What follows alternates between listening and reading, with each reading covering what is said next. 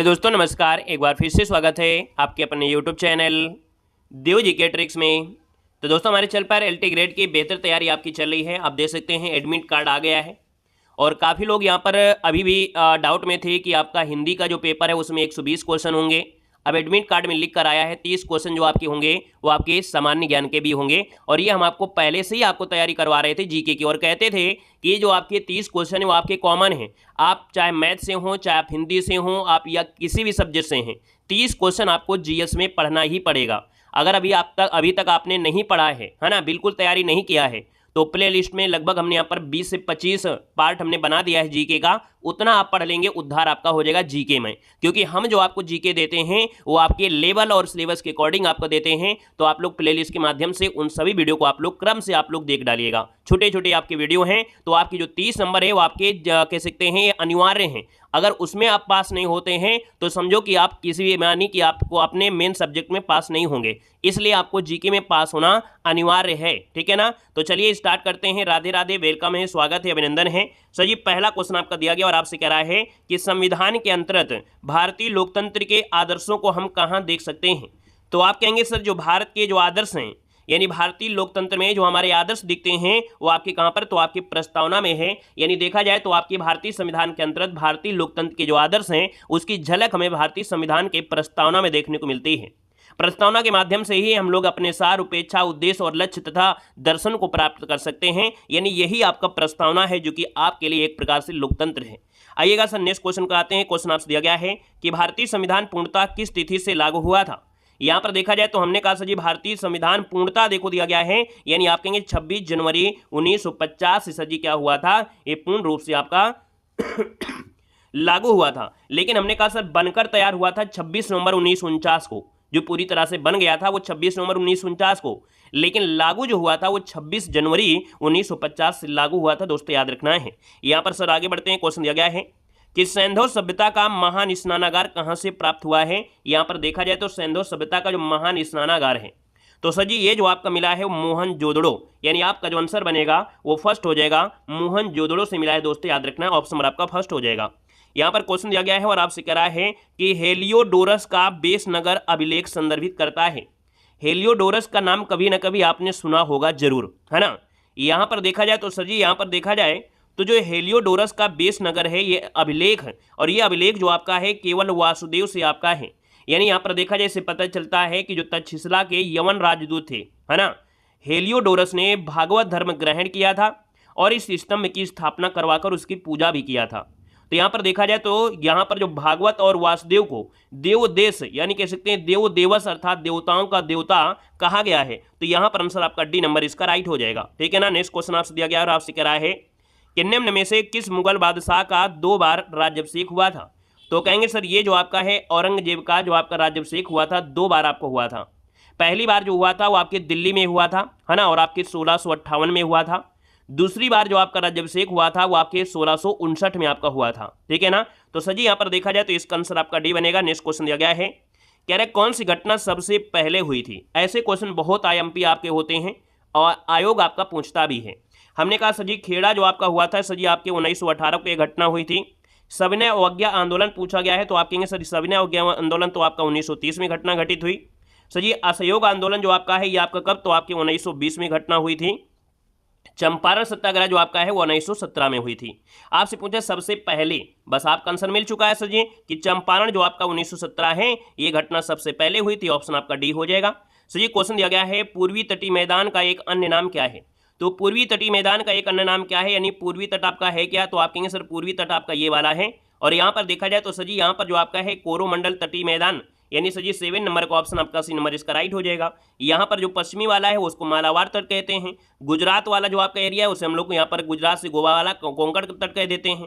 Question आपसे अगला पूछा गया है और आपसे कह रहा है कि मृदा के कटाव को रोकने के लिए बड़े पैमाने पर वृक्ष लगाने को क्या कहते हैं। यानी मिट्टी का कटाव ना हो पाए इसलिए हम लोग वृक्षों का प्रयोग करते हैं, यानी वृक्षों को लगाते हैं। अभी आपने यूट्यूब में देखा होगा शॉर्ट वीडियो में कि कहीं कहीं आपने देखा होगा रेगिस्तान में भी पौधे उगाए जा रहे हैं। चाइना ऐसा कर भी रहा है ना, ताकि यहाँ पर जो धूल है वो भी ना उड़ पाए, और इसके बाद देखा जाए तो जो कटाव नहीं होगा भाई, उड़ेगी कैसे, नहीं उड़ पाएगी। तो कहीं ना कहीं देखा जाए उससे मिट्टी क्या होती है, बंधी भी रहती है। तो यहाँ पर देखा जाए सर इसको कहते क्या हैं, तो इसको कहते हैं आश्रय पट्टी कहते हैं, याद रखना है। नया क्वेश्चन याद रखना है, मृदा अपरदन को रोकने के लिए बड़े पैमाने पर वृक्ष लगाने को आश्रय पट्टी कहते हैं, ठीक है ना। इंग्लिश में बोलते हैं शेल्टर बेल्ट्स, ठीक है ना।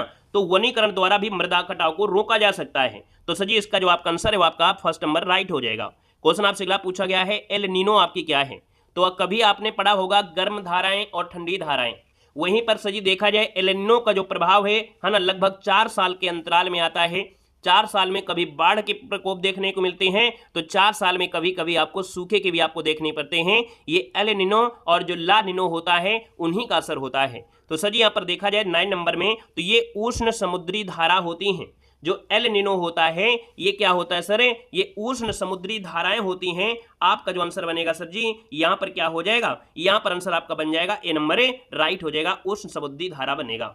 आइएगा सर नेक्स्ट क्वेश्चन कराते हैं। क्वेश्चन आपसे दिया गया है कि भारत के दक्षिणी छोर का नाम इनमें से क्या है। बता सकते हैं कि सर जी ये आपका है भारत और इसका दक्षिणी छोर आपसे पूछा गया है। अब आप ये बताइएगा कि सर जी यहाँ पर आंसर क्या किया जाए। तो हमने कहा यहाँ पर अगर ये पॉइंट पूछा होता तो वो पृष्ठभूमि पूछ लेता, लेकिन पृष्ठभूमि नहीं दिया है, इसका मतलब आपसे पूछ रहा है कहाँ पर है, तो ये बंगाल की खाड़ी वाला पूछ रहा है। तो आप कहेंगे सर भारत का दक्षिणी पॉइंट यानी जो आपका बिंदु है वो आपका निकोबार में जो आपका स्थित इंदिरा पॉइंट है, यानी आपका आंसर सर जी क्या हो जाएगा, यहाँ पर आंसर नंबर आपका सी यहाँ पर राइट हो जाएगा। बात आपको हजम हो गई कि नहीं हो गई, हो गई है, चलिए बहुत अच्छी बात है। अगले क्वेश्चन में आते हैं। सर क्वेश्चन आपसे अगला पूछा गया है कि निम्न में से कौन सा युग्म है जो आपका सुमेलित नहीं है। तो भैया आपको देखो तेल शोधनशाला आपको दिया गया है और हमने आपको बताया भी था कि सर जी जो तेल शोधनशाला है वहां से एक क्वेश्चन आपका बनना अनिवार्य है और यहां से क्वेश्चन आपका बनता भी है। तो हमने कहा सर 11 नंबर दिया गया है। यहां पर देखा जाए तेल शोधनशाला मथुरा में है, उर्वरक संयंत्र आपका लखनऊ में दिया है। क्या ये बताइएगा जो उर्वरक संयंत्र है वो आपके लखनऊ में है, यानी देखा जाए सर जी 11 नंबर दिया गया है। तो उर्वरक संयंत्र आपका अगर यूपी की बात करते हैं तो एक फूलपुर आपने नाम सुना होगा, है ना। यानी देखा जाए तो सर जी फूलपुर जो आपके प्रयागराज में पड़ता है, आंवला बरेली में पड़ता है। तो हमने कहा सर जी यहाँ पर देखा जाए तो आपका आंसर बी नंबर जो दिया गया है वो सर जी क्या हो जाएगा, यहाँ पर आपका गलत हो जाएगा, क्योंकि उर्वरक संयंत्र जो आपका है यूपी में वो आपके कहाँ पर है, फूलपुर में है, जो कि आपके प्रयागराज के पास है, यहाँ पर पड़ता है। उत्तर प्रदेश में इफको की एक इकाई है, किसकी है, तो ये इफको की एक इकाई है दोस्तों, याद रखना है। आइएगा सर नेक्स्ट क्वेश्चन आते हैं। क्वेश्चन दिया गया है कि मुद्रास्फीति की उच्च दर और बेरोजगारी की उच्च दर की एक साथ उपस्थिति को क्या कहते हैं। यानी आपसे कह रहा है कि मुद्रास्फीति में जो आप मुद्रास्फीति की उच्च दर और बेरोजगारी की उच्च दर एक साथ जब होती है उसको हम लोग कहते क्या हैं। तो सर जी यहाँ पर अगर हम बात कर लेते हैं तो आपका 12 नंबर का जो ऑप्शन बनेगा और राइट आंसर क्या हो जाएगा। ये अर्थशास्त्र में पढ़ा होगा स्टैगलेशन फ्लैश, यानी स्टैगलेशन पॉइंट इसे कहते हैं, यानी स्टैगफ्लेशन इसे बोलते हैं, याद रखना है। इसका जो आंसर बनेगा और राइट हो जाएगा स्टैगफ्लेशन कहते हैं जब दोनों की स्थिति एक जैसी होती है, यानी एक समान हो, यानी जब मुद्रास्फीति की दर और बेरोजगारी दर दोनों ही उच्च हो जाती हैं।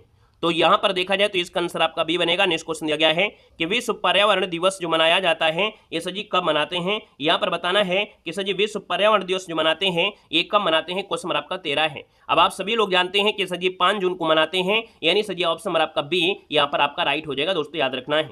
ये भी याद रखना है संयुक्त राष्ट्र का जो सम्मेलन हुआ था 5 जून 1972 को हुआ था, स्टॉकहोम सम्मेलन, है ना, वहां पर आयोजित किया था और इसी सम्मेलन से 5 जून को विश्व पर्यावरण दिवस घोषित कर दिया गया था। तो आप कहेंगे सर पहली बार कब मनाया गया था, तो पहली बार सर जी 1972 को मनाया गया था, इस बात को भी याद रख लेना है। क्लियर हो गया है। चलिए अगला क्वेश्चन देखो दिया है, कह रहा है सर जी यहाँ पर आपसे पॉइंट दिया गया है कि द्रुमावशेष यानी स्लैग और बर्न कृषि को, है ना, बर्न कृषि को मिल्पा के नाम से कहाँ जाना जाता है। यानी भैया आप देखेंगे काटो जलाओ, है ना, एक कृषि भी आपने सुना होगा कि जलाओ काटो वाला होता है ना, कि खेती कर लो इसके बाद जला दो, है ना, इसके बाद फिर कुछ दिन बाद की इसके बाद होता है। तो बर्न कृषि को हम लोग मिल्पा के नाम से जानते हैं और सर जी ये आपका मैक्सिको और जो सेंट्रल अमेरिका है ना वहां पर मिलता है, यानी आपका आंसर सर जी क्या हो जाएगा, डी नंबर हो जाएगा। मैक्सिको और सेंट्रल अमेरिका में यहाँ पर याद रखना है जो इस स्लैश और आपकी बर्न कृषि होती है इसको मिल्पा के नाम से जानते हैं। अगर हम आपसे बोले सर जी आप लोग जब ब्राजील में जाते हैं तो यही शब्दों को रोका बोलते हैं, यही शब्दों को रोका बोला जाता है। जब आप लोग यहाँ पर असम में जाते हैं तो इसको झूम खेती कहते हैं। जब आप श्रीलंका में जाते हैं तो इसको चेना कहते हैं, छेना नहीं चेना, चेना, ठीक है। और अगर हम आपसे पूछे इंडोनेशिया जाते हैं तो इंडोनेशिया में इसको बोलते हैं तुम्या, क्या बोलते हैं, इंडोनेशिया में बोलते हैं हुम्मा, हुम्मा, हुम्मा, हुम्मा, ठीक है ना। यहाँ पर आगे बढ़ते हैं। क्वेश्चन दिया गया है कि जन गण मन पहली बार किस अवसर पर गाया गया था सर। यहाँ पर 15 नंबर दिया गया है। और 15 की बात करते हैं, रविन्द्रनाथ टैगोर के द्वारा मूल रूप से, है ना, ये बांग्ला भाषा में रचित किया गया था। और आप कहेंगे सर ये जो आपका है ये कब गाया गया था, ये आपसे पूछा गया, पहली बार कब गाया गया था पूछा है ना। तो आप कहेंगे सर जी ये 1911 में, जब भारतीय राष्ट्रीय कांग्रेस का अधिवेशन आपका हुआ था कलकत्ता में। तो आप कहेंगे सर भारतीय राष्ट्रीय कांग्रेस का अधिवेशन कलकत्ता में 1911 वाला, यानी आपका जो आंसर हो जाएगा सर जी क्या हो जाएगा, यहाँ पर आंसर आपका सी के साथ है, राइट हो जाएगा। आइएगा नेक्स्ट क्वेश्चन का आते हैं। क्वेश्चन आपसे अगला पूछा गया है और आपसे यहाँ पर क्वेश्चन दिया गया है, क्या दिया गया है कि जब राष्ट्रपति उपराष्ट्रपति दोनों के पद खाली हो जाएं तो भैया राष्ट्रपति पद पर अस्थायी रूप से कौन कार्य करेगा। यानी जब दोनों ही पद खाली हैं तो भैया ऐसी स्थिति में क्या होता है, सर्वोच्च न्यायालय के जो आपका मुख्य न्यायाधीश होता है, यानी यहाँ पर देखा जाए तो इनमें से कोई ऑप्शन आपका दिया गया है तो आप कहेंगे जी सर जी भारत का जो मुख्य न्यायाधीश है वो इस पद पर आपका संभालेगा। यानी ऐसी स्थिति में भारत का जो मुख्य न्यायाधीश है वो राष्ट्रपति की स्थापना के रूप में कार्य करता है। आइएगा सर नेक्स्ट क्वेश्चन का आते हैं। क्वेश्चन आपसे दिया गया है कि किस संवैधानिक संशोधन ने पंचायती राज संस्था को स्थापित किया था। यहाँ पर बताना है आपका आंसर क्या हो जाएगा। हाँ भैया हमने कहा है कि ये जीके के क्वेश्चन 30 हर एक परीक्षा के लिए, हर एक एग्जाम के लिए, यानी कि हर एक सब्जेक्ट के लिए है। आपने हिंदी सब्जेक्ट भरा होगा तो देखो आपके एडमिट कार्ड में दिख रहा होगा जनरल साइंस, आपका समान अध्ययन, यानी जिसमें आपको जीके जीएस आपसे पूछे जाएंगे 30 क्वेश्चन होंगे। आपके एडमिट कार्ड आप मैथ के भरे होंगे, आप लोग हिंदी का फॉर्म हिंदी से होंगे या आप ग्रह विज्ञान से होंगे। हर एक सब्जेक्ट में आपका 120 क्वेश्चन सब्जेक्ट के होते हैं, 30 क्वेश्चन जीके के होते हैं। वो जीके के क्वेश्चन यही आपको मिलेंगे। याद रखना आपका जो लेवल है वो आपके आरोप के लेवल के लेकर हिसाब चलते हैं, क्योंकि जो आपका पेपर कराएगा वो आपका यूपीपीएससी आयोग ही कराएगा और एक निर्धारित समय में आपका पेपर होता ही होता है। आपने इसको अच्छे तरीके से समझ लिया। हम आपको हमेशा से कहते रहते हैं कि ये 30 क्वेश्चन आपको रामबाण दे रहे हैं। प्लेलिस्ट बनी है, प्लेलिस्ट में सभी वीडियो आप लोग देख डालिएगा, है ना। अभी तक अगर आपने तैयारी नहीं किया है, सिर्फ आप चाह रहे थे कि हम हिंदी पढ़कर हम पेपर निकल जाएगा, तो भैया पेपर निकल जाएगा, लेकिन अगर आप जीके नहीं पढ़ोगे तो भैया कोई मतलब आपका पेपर देना कभी नहीं रहेगा, है ना। तो इसलिए प्लेलिस्ट बना दिया है, उसके आप लोग दे सकते हैं। बाकी हमने कहा भी है कि अब अंतिम समय में आप लोग जी जान लगा दीजिएगा। बाकी अगर आप चाहते हैं हमारे ऐप में जुड़ना तो ऐप में 99 रुपए में आपकी तैयारी हम करा रहे हैं, जो कि आपके एल्टीग्रेड हिंदी साहित्य की है ना, जिसमें आपको हमने यहाँ पर कुछ क्लासेस जीके की भी दिया है, प्रैक्टिस सेट है, आपके 2 प्रकार के नोट्स भी हैं। आप कोई भी कोर्स लिए होंगे, हम मानते हैं बहुत अच्छा भी कोर्स हो सकता है, जिसका 999, 1499, 2100 का भी हो सकता है, लेकिन हमारे कोर्स का टक्कर वो नहीं ले सकते हैं अंतिम समय के लिए, क्योंकि हमारा कोर्स पीडीएफ फॉर्मेट में है और दिन में आप चाहोगे तो हमारे इस कोर्स को एक दिन में पढ़ लोगे और इसके बाद 2-3 दिनों के अंदर उसका अच्छे से रिवीजन भी कर लोगे, क्योंकि हमने आपके सिलेबस को खत्म किया है मात्र एक वीडियो से और एक पीडीएफ से है, जो कि आपको 40 से 45 मिनट में है, मात्र 99 रुपए में। और ये 1 साल के लिए है। एल्टीग्रेड आपका एग्जाम खत्म हो जाएगा, इसके बाद भी 1 साल की वैलिडिटी होगी हमारे चैनल, हमारे ऐप में, ठीक है ना। ऐप का नाम है देव जीके ट्रिक, वहां पर जुड़िए, वहां पर डेमो पीडीएफ भी दी गई है, 2 प्रकार के नोट्स भी दी गई है, इसके बाद आपको टेस्ट सीरीज भी आपको दी गई है, क्लास नोट्स भी है, आपके मॉडल पेपर जो आपको हमने सोल्व कराया है उसकी भी आपको पीडीएफ मिलेगी, हर एक चीज की क्लास की आपको उसको नोट्स में आपको मिल जाएंगे, मात्र 99 में है। यानी जो अभी तक आपने तैयारी नहीं किया है 2 महीना में, वो 5 दिन के अंदर आप कर सकते हैं सिर्फ 99 रुपए में, ठीक है ना। तो भैया आप लोगों को सेंटर कहां गया बता दीजिएगा, ठीक है ना। चलिए, किस संवैधानिक संशोधन ने पंचायती राज संस्था को स्थापित किया था। 17 की अगर हम बात कर लेते हैं तो सर जी आपका जो आंसर बनेगा वो राइट आंसर हो जाएगा 73 नंबर का आपका आया था, जो कि संवैधानिक संशोधन आया था 1992 के तहत आपका हुआ था। आपको याद होगा कि जो पंचायती राज की स्थापना है वो 2 अक्टूबर 1959 को राजस्थान, है ना, जो कि जवाहरलाल नेहरू थे उस समय प्रधानमंत्री, राजस्थान के नागौर जिले में त्रिस्तरीय पंचायती राज व्यवस्था शुरुआत की गई थी। आइए सर नेक्स्ट क्वेश्चन का आते हैं। क्वेश्चन आपसे दिया गया है कि रेटिना पर बना जो प्रतिबिंब होता है इसका प्रभाव लगभग होता है कितने सेकंड होता है। यही रूल है, इसी की वजह से आप लोग मूवी देख पाते हैं, इसी की वजह से आप लोग चलचित्र देख पाते हैं, क्योंकि हर एक जो फोटो होता है आपके जो कह सकते हैं प्रतिबिंब पर उसका कितने समय आपका असर रहता है। यानी वो इमेज आपके 1 सेकंड का 1/16 सेकंड, यानी 1/16वां लगभग सेकंड जो होता है आपके दिमाग में इमेज होती है। तो जैसे अगली इमेज आती है तो आपकी 16 मतलब 1/16 सेकंड, तो भाई कुछ समय तो होता ही होगा ना, तो इतना समय बचा रहता है, तो आपको लगता है वो चल रहा है, आपको लगता है वो चल रहा है। तो याद रखना है ये रेटिना पर जो प्रतिबिंब लगभग होता है 1/16, है ना, सेकंड होता है, यानी 1 सेकंड का 16वां भाग आपके दिमाग में बनता रहता है। यानी आप कहेंगे सर जैसे अगली से इमेज आएगी तब तक आपका ये इमेज हटेगी, अगली आ जाएगी, है ना। तो याद रखिए 1/16 होता है।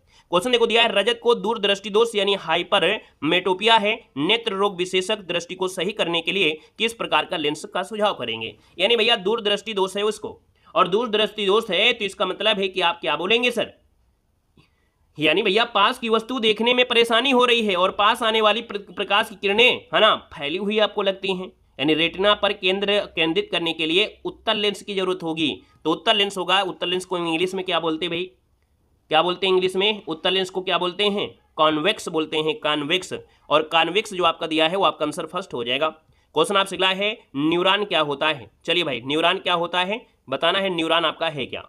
20 नंबर आपका दिया गया है और सर जी 20 की अगर हम बात करते हैं तो यहाँ पर आंसर आपका 20 नंबर दीजिए, न्यूरॉन क्या है। चलो आपसे दिया गया है 20 नंबर में न्यूरॉन क्या है। न्यूरॉन कभी आपने सुना होगा, ये सर जी तंत्रिका कोशिका यानी न्यूरॉन तंत्रिका तंत्र में स्थित होती है, एक उत्तेजनी कोशिका होती है। तो हमने कहा सर जी यहाँ पर देखा जाए तो आपका जो 20 नंबर है 20 का आंसर आपका डी हो जाएगा, यानी तंत्रिका तंत्र की एक आधारभूत इकाई होती है जो न्यूरॉन होती है। तो आपका आंसर आपका बनेगा डी नंबर है। नेक्स्ट क्वेश्चन को आते हैं, क्वेश्चन आपसे दिया गया है कि निम्नलिखित में से किसमें लिंग गुणसूत्रों का एक पूर्ण युग्म आपका होता है। तो भैया मानव में 23 जोड़े होते हैं, जो कि आप कहेंगे सर एक पूर्ण युग्म होता है 23 मनुष्य में, यानी 23 होते हैं, पुरुष हो चाहे आपके यहाँ पर कह सकते हैं स्त्री हो। तो आप कहेंगे सर यहाँ पर देखा जाए तो आपका जो आंसर आपका दिया है 21 नंबर में वो ऑप्शन नंबर आपका क्या हो जाएगा, किसमें लिंग गुणसूत्रों का एक पूर्ण युग्म होता है। बहुत प्यारा क्वेश्चन है, यानी बहुत ही गजब का क्वेश्चन है। चलो ये क्वेश्चन आपका बिल्कुल आता हुआ भी आप लोग गलत कर देंगे।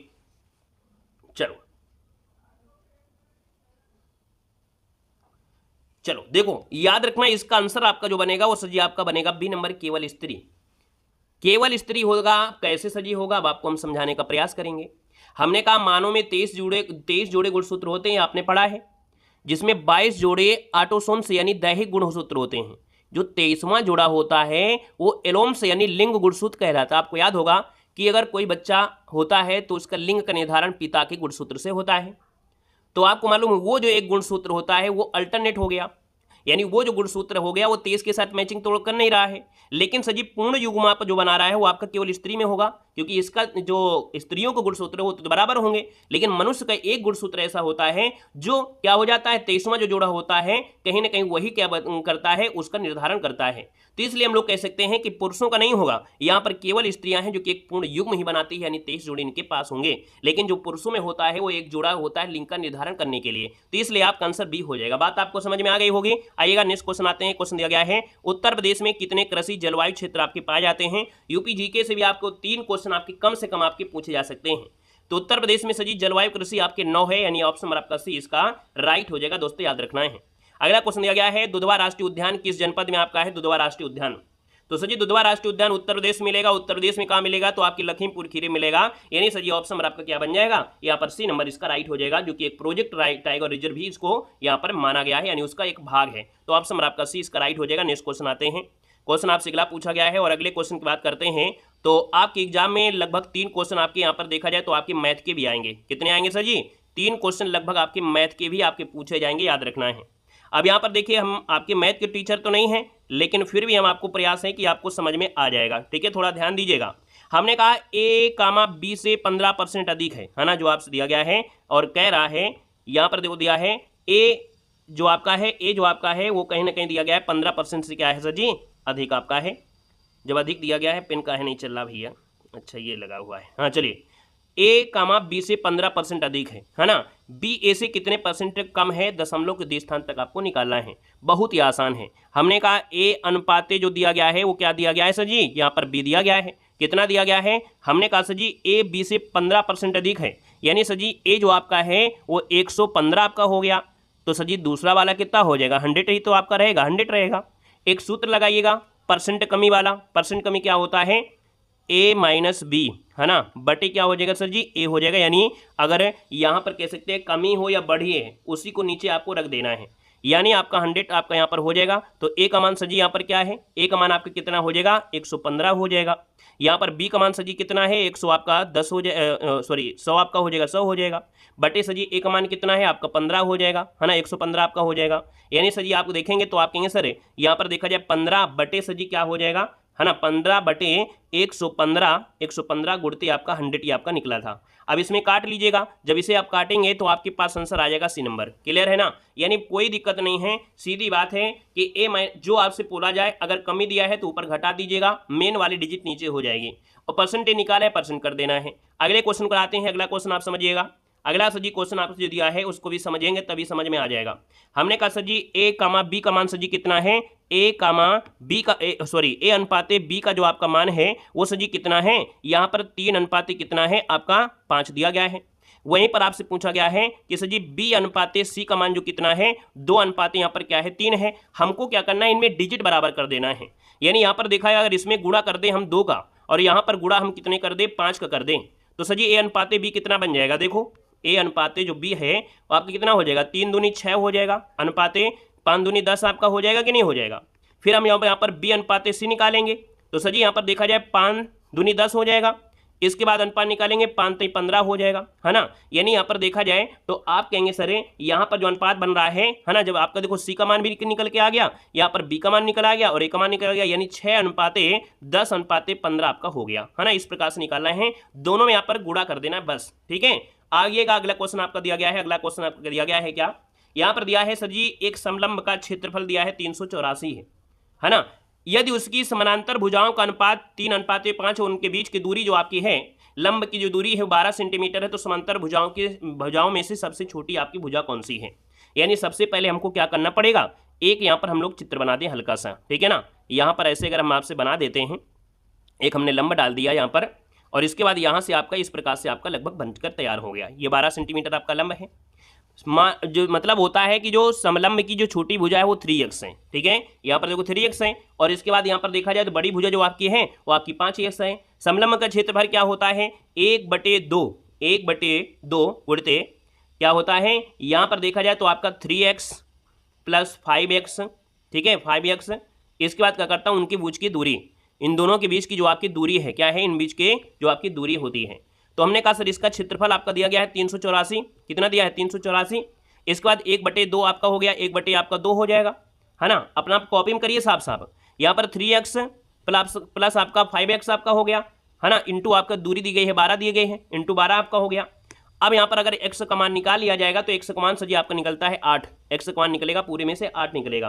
तो हमने कहा सर जी जो मान दिया गया था 3x और एक आपका मान दिया गया था यहाँ पर पूरे एक छोटी भुजा पूछा गया था, तो 8 का इसका मान रख देंगे तो 8 3 24 हो जाएगा। ऐसे निकालना है, ठीक है ना। आइएगा नेक्स्ट क्वेश्चन में आते हैं कि तीसरा संयुक्त राष्ट्र महासागर सम्मेलन कहाँ पर है। देखो हम मैथ के टीचर नहीं है, लेकिन अगर आपको समझ में आ जाए तो बड़ी अच्छी बात है, क्योंकि 3 क्वेश्चन के लिए कोई मैथ टीचर थोड़ा लाएंगे, थोड़ा नहीं, है ना। इतना अगर आपको समझ में आ जाता है तो अच्छी बात है। बाकी अगर आपको मैथ ही पढ़ना है तो अलग आप कहीं पढ़ सकते हैं। बाकी हमसे जो हिंट हो सकता है हम आपको दे दिया है। तीसरा संयुक्त राष्ट्र महासम्मेलन कहाँ पर आयोजित किया गया था सर जी, 27 नंबर दिया गया है, तीसरे नंबर का। सर जी ये जून 2025 में तीसरा संयुक्त राष्ट्र महासम्मेलन ये आपका फ्रांस के नीस शहर में हुआ है, फ्रांस के नीस शहर में, यानी सर जी ये आपका हुआ है कहाँ पर, फ्रांस में हुआ है। क्वेश्चन आपसे अगला पूछा गया है कि global Indian of the year 2025 से किसे सम्मानित किया गया है। 4 क्वेश्चन लगभग आपके करंट अफेयर के होंगे, 4 क्वेश्चन करंट अफेयर के होंगे। ये जाने माने आध्यात्मिक गुरु और यहाँ पर ईसा फाउंडेशन के संस्थापक हैं, याद रखना है इनका नाम है सदगुरु। क्या नाम है सर जी, सदगुरु को global Indian of the year पुरस्कार से सम्मानित किया गया है। ये आध्यात्मिक और ईसा फाउंडेशन के संस्थापक हैं। अगला क्वेश्चन देखो दिया गया है कि प्रथम हॉकी इंडिया मास्टर्स कप 2025 जो कि पुरुष और महिला कहाँ पर आयोजित किया गया है। सर जी ये जो आपका आयोजित किया गया है प्रथम हॉकी इंडिया मास्टर्ड कप है, ये 2025 में हुआ है, चेन्नई तमिलनाडु में हुआ है। तो यहाँ पर आंसर आपका हो जाएगा चेन्नई जो कि तमिलनाडु है। अगला क्वेश्चन दिया गया है कि आईपीएल 2025 का फाइनल मैच भारत के किस शहर में आयोजित हुआ था। तो सर यहाँ पर देखा जाए final match Narendra Modi stadium में होता है अहमदाबाद में, तो आप कहेंगे सर इसका आंसर आपका फर्स्ट नंबर है, यहाँ पर राइट हो जाएगा। रॉयल चैलेंजर बेंगलुरु ने पंजाब को पराजित किया था और पहली बार खिताब अपने नाम किया था, कौन, तो आप कहेंगे सर यहाँ पर देखा जाए जो आपकी कौन है, आपके आरसीबी ने इस बार जीता था ना पंजाब को हराकर, तो आपका आंसर हो जाएगा। बाकी यहाँ पर देखा जाए तो आपका अगला क्वेश्चन आपका हिंदी से है और हमने कहा है कि आपका हिंदी आप एडमिट कार्ड देखिएगा। क्लास आपकी खत्म हो गई क्योंकि 30 क्वेश्चन हमें सोल्व कराना था, हमने सोल्व करा दिया। बाकी जो 31वां क्वेश्चन है वो आपको रात में, यानी हमारी जो हिंदी की क्लास चलती है एलटी ग्रेड की हिंदी क्लास है वो रात में चलती है 9:30 बजे, ठीक है, रात को 9:30 बजे चलती है हिंदी का मॉडल पेपर, हम आपको वहां पर सोल्व करा रहे हैं। और हमने कहा है कि जो 30 क्वेश्चन आपके जीके के हैं, अगर आपने तैयारी अभी तक नहीं किया है और आपको भड़क रहे होंगे क्योंकि एडमिट कार्ड आ गया है, अब आप लोग इधर उधर भटकेंगे, इससे अच्छा है कि आप विश्वास के साथ जुड़िए। प्लेलिस्ट में हमने 25 का लगभग पार्ट आपको दे दिया है, वो 25 पार्ट अच्छे से देख लीजिएगा। लगभग जीके के क्वेश्चन आपको वहीं से आपको मिलेंगे, क्योंकि हमने जो पढ़ाया है एक लिमिट में पढ़ाया है और वही हम आपको पढ़ाते हैं जितना जरूरी आपका है, एक्स्ट्रा नहीं पढ़ाते हैं। अगर एक्स्ट्रा पढ़ाना हो तो हमको सारा दिन क्लास देना पड़ेगा, लेकिन हम उतना पर्याप्त ही पढ़ाते हैं जो आपकी जरूरी है। इसलिए हमने कहा है कि आप लोग प्लेलिस्ट के माध्यम से उनको पढ़िए। हिंदी की अगर आप लोग तैयारी कर रहे हैं तो प्लेलिस्ट में हिंदी में हमने पूरा सिलेबस कंप्लीट करा दिया है। एक वीडियो में एक ही टॉपिक किया है, यानी कहानी से अगर है तो लगभग 40 से 45 मिनट की वीडियो में हमने कहानी से थ्योरी पढ़ा दिया है, यानी जो कहानी टॉपिक होते हैं हिंदी वाले में, ठीक है ना। कहानी, उपन्यास, नाटक, एकांकी, ये सब चीजों का एक एक वीडियो है, 40-45 मिनट का, उसमें थ्योरी भी है, उसमें पीवाईक्यू क्वेश्चन है। उतना पढ़ लीजिए, आपके अंदर एनर्जी आ जाएगी, पेपर उठाकर देखिएगा, कोई भी आप लोग सॉल्व कर लेंगे। बाकी फिर भी आपको लगता है तो हमने कहा आप लोग 99 रुपए में हमारे ऐप में जुड़ जाइएगा। आपके पास समय है, आपके लगभग, आपके देखा जाए तो लगभग देखा जाए 10 दिन का समय है ना। 10 दिन नहीं कह सकते हैं, 8 ही दिन हम बोलेंगे कि 8 ही दिन है, लेकिन 8 दिन में अगर आपने हमारे पीडीएफ को अच्छे से पढ़ लिया है ना, क्योंकि पीडीएफ कोर्स हमारा है, पीडीएफ को अगर आपने अच्छे से पढ़ लिया तो यकीनन है कि आप बहुत अच्छा रिजल्ट करके आएंगे, है ना। उन कोर्सों को टक्कर नहीं, मतलब उनसे कई गुना बेहतर हमने यहाँ पर कंटेंट आपको दिया है, और कम सिलेबस में, यानी छोटे से वीडियो में, छोटी सी पीडीएफ ने वो निचोड़ निकाल दिया है जो एग्जाम में पूछा ही जाता है ना। चाहे वो घटना चक्र का मॉडल पेपर उठाइएगा, चाहे युद्ध का लगाइएगा, है ना, हमारे कोर्स में आप मिला लीजिएगा, 80% क्वेश्चन आपको मिलेंगे, ठीक है ना। चाहे दूसरे का मॉडल पेपर आप सोल्व करो, हम ये नहीं कहते कि हमारे मॉडल पेपर या घटना चक्र, आप किसी का model paper test series solve करो, हमारे कोर्स को अच्छे तरीके से पढ़ लीजिएगा। 99 रुपए में आपका कोर्स है, और बचे हुए आपके 8 दिनों में इसको 2 बार पढ़ सकते हैं, और 3 बार भी पढ़ सकते हैं। अगर अच्छे से पढ़ना चाहोगे तो 3 बार भी पढ़ लोगे, और 3 बार अगर आपने पढ़ लिया तो यकीनन है कि आपके एलटी ग्रेड अभी भी निकल सकता है। तो ऐप को डाउनलोड करिए, नीचे लिंक डिस्क्रिप्शन बॉक्स में दी गई है।